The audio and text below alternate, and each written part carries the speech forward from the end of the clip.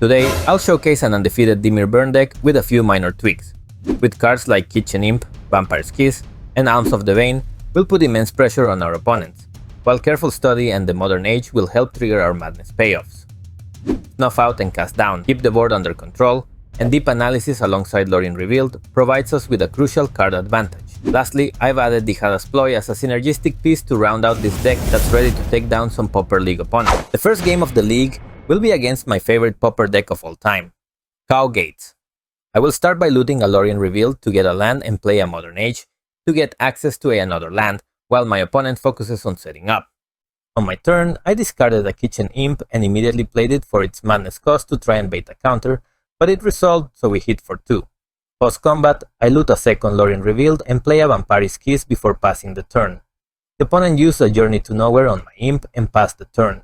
My Saga flipped and I played a second one to play another Imp, attacked and passed.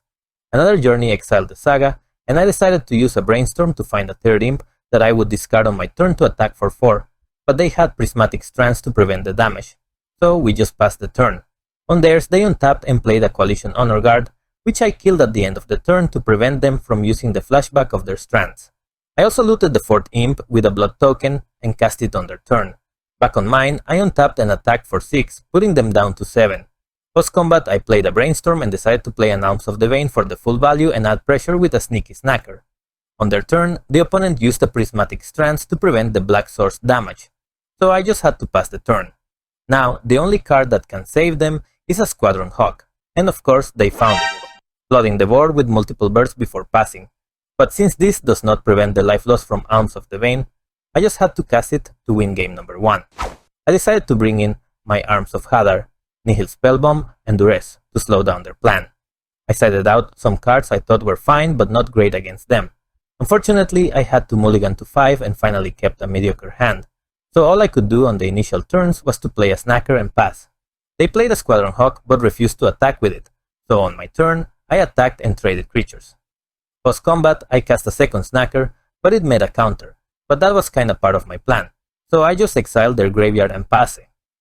They played a Preordain, a second Squadron Hawk, a land and passed.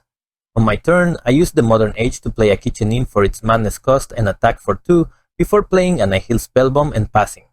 Now, the plan is to bring back the Sneaky Snackers on my next turn with both my enchantment and artifact abilities. That said, the Sacred Cat might pose a problem, but luckily I top-decked a removal spell for it. I immediately used it after casting Alms of the Vein and then exiled their graveyard, preventing them from embalming.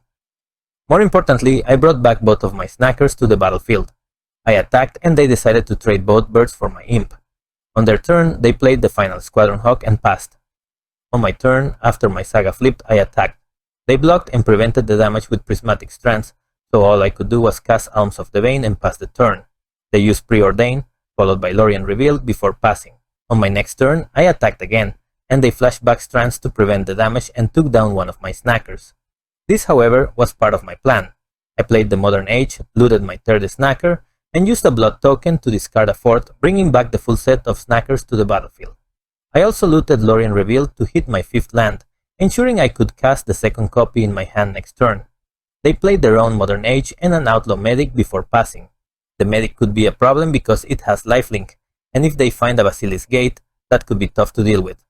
On my turn, I cast Lorien Revealed to draw 3 cards, and luckily I hit a Swamp. I used the rest to make them discard their Journey to Nowhere before attacking with my team, bringing them down to 6 life. They played a second Outlaw Medic and went up to 7. On my next turn, I attacked with everything. They used the flashback on the Strands again to prevent the damage, so post-combat, I looted an Alms of the Vein, putting them down to 4 life. I then used Lorien Revealed to draw 3 more cards, bringing back a Snacker to the battlefield. On their turn, they found another Lorien Revealed, and with it, a Basilisk Gate, which was bad news since they could now gain a lot of life. I blocked to minimize unnecessary damage, and on my turn, I attacked with everything, dropping them down to 4 again. I used Deep Analysis to dig through my library and found Snuff Out, so I passed the turn. They attacked once more, and this was critical. If they had a counter spell and managed to counter my removal, I wouldn't be able to win the game. I crossed my fingers and cast Snuff Out, and it resolved. On my turn, I looted a Kitchen Imp. In response, they tried exiling my graveyard to prevent the Imp from coming back, but Madness rules say the card goes to exile, not the graveyard, So their interaction failed, which worked in my favor, letting me attack for a lot of damage. I decided to keep a snacker back in case they had another Strands. And of course, they did.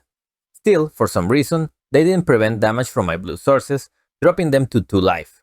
I then finished them off with a Vampire's Kiss to win the match.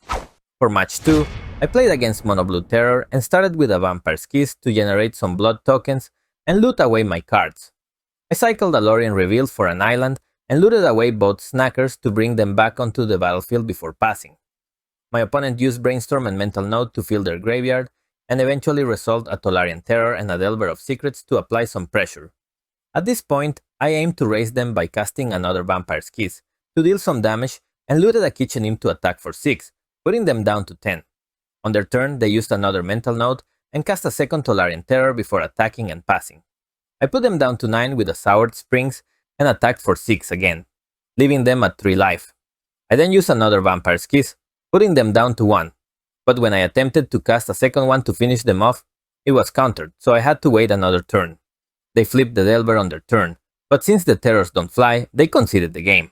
Against them, I decided to side in some Nihil Spellbomb, Accursed Marauders, and Duress to switch to a more controlling approach, along with additional Snuff Out to deal with their Cryptic Serpents. I attempted to cast Duress, but it was countered by a Force Spike, so I played a second land and passed the turn. After a couple of draw and go turns, they played back-to-back Delver of Secrets. Unfortunately, I didn't have any swamps, so I couldn't cast my Snuff Out right away. I had to wait until I found a Lorien Revealed, which fetched me a Contaminated Aquifer, just in time as their creatures were about to flip. At this point, it cost me 12 life points to kill both Delvers, but it was worth it in the long run. After clearing the board, I cast Careful Study to discard both Alms of the Vein from my hand, bringing my life back to 10 and returning the snacker from my graveyard to the battlefield. I passed the turn. On their next turn, they played a Lorien Revealed, drawing even more cards, and dealt with my snacker while adding a Tolarian Terror to the board, which was bad news. However, the Modern Age was a great draw. I looted away my snacker and used the Jumpstart ability on the Hada's Ploy to discard a second snacker and immediately bring it back. I did, however, miss the opportunity to play the Kitchen Imp right away. Things escalated quickly as they played 2 more Terrors alongside a Delver, attacking for 5 and putting me down to 8 life. In response, I looted another Alms of the Vein, gaining some life and bringing them down to 8. A Vampire's Kiss closed the gap, putting them down to 6, and by discarding both my Kitchen Imps, I was able to seal the deal and win match 2. In this league, I was paired against 2 more Mono Blue Delver decks, winning one and losing the other, but I won't bore you with the full gameplay as the play patterns were somewhat repetitive, leading us to our final match. Our final opponent is Mono White Aggro, which is a tough deck for us to face, especially since we don't have any board wipe effects in game 1. They started by playing back-to-back Traven Inspectors, and I followed up with a Snacker on turn 2. They cycled an Emperor's Eagle for a Plains and attacked with both creatures, so I decided to block one, knowing my Snacker could return to the field later. They then played a Core Sky Fisher, returning one of the Inspectors, and passed the turn. I cast Brainstorm to try to find an answer for the Sky Fisher, but had no luck, so I cycled a Lorien Reveal to shuffle my library, played a land, and passed the turn. My opponent untapped and played a Battle Screech, adding 4 1/1 flying tokens to the field. On my turn, all I could do was cast Deep Analysis to draw 2 more cards and use Snuff Out to kill the Core Sky Fisher before passing. On their turn, my opponent played more creatures and attacked with their flyers. I was able to trade with one of them, but it still brought me down to 12 life. I untapped and played another Snacker. In response, they used Traven Charm to exile my graveyard, so I quickly cast a Brainstorm to avoid losing it. My plan now was to stabilize on my next turn, as the Modern Age along with Alms of the Vein would help me get back into the game. However, my opponent attacked, bringing me down to 8. I untap, cast Alms of the Vein to gain 3 life, and passed the turn. Once again, they attacked with everything, reducing my life total to 5. To make matters worse, they played a Militia Bugler, drawing more cards before passing. I untapped, cast a second Alms of the Vein, and used Careful Study to dig for more answers. Having discarded many cards already, I decided to use the Hada's Ploy to gain more life, bringing me back up to 15. Unfortunately, my opponent attacked with their full party and a Guardian's Pledge sealed the game, finishing me off in game 1.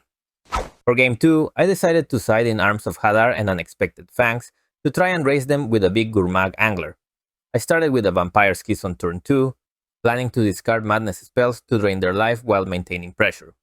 My opponent quickly flooded the board, so I needed to find an Arms of Hadar fast.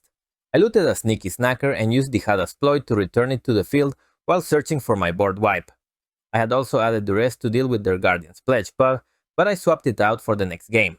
On their attack, I used Duress to pick at their hand and removed a Traven Charm, which could have killed my Angler.